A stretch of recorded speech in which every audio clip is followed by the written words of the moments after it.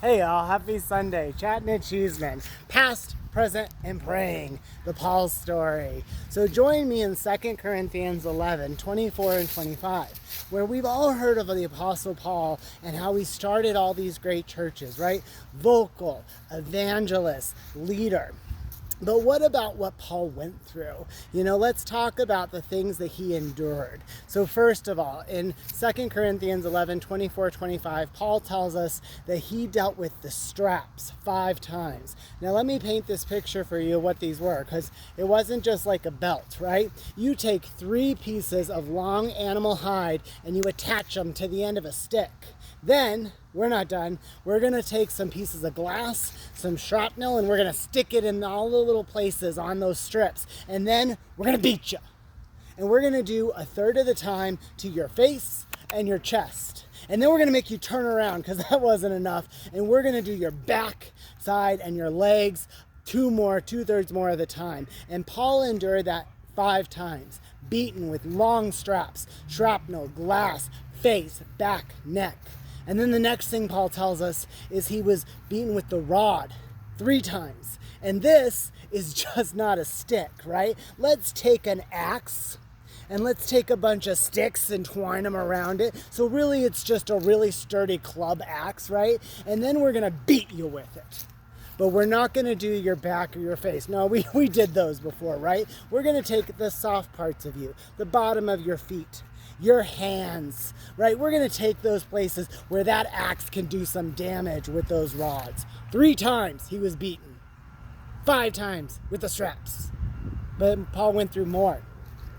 Paul was lost at sea 3 times. And one time he was there, he tells us, a whole night and a day in the deep. Meaning he had to tread water in the deep, lost at sea. So if you've ever treaded water for 5 minutes, 10 minutes, 30 minutes, try and stay afloat when you're in deep, deep water. You understand that everything wanted him to drown. Everything in this world said, drown, Paul, after you were beaten. Drown, right? And then he tells us that he was also stoned, right? And stoned so much that they killed him, right? They thought he was dead. They threw him away when they were done stoning him outside of the town. And then you know what happened? Paul got up. Paul's my boy. And he's a survivor. So what does all this tell us? This man who was beaten with straps, with glass, with shrapnel, just destroyed with this fortified axe of sticks in labor, lost at sea continually, and then finally stoned to the point of death.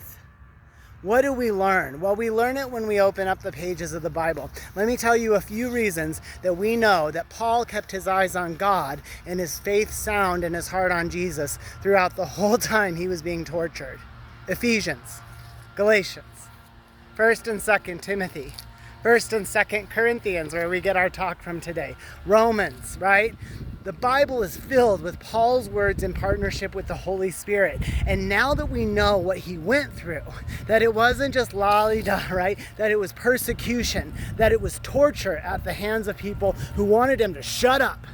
We know that by keeping your faith on God, your partnership with the Holy Spirit, and your heart on Jesus Christ, that no one can keep you down.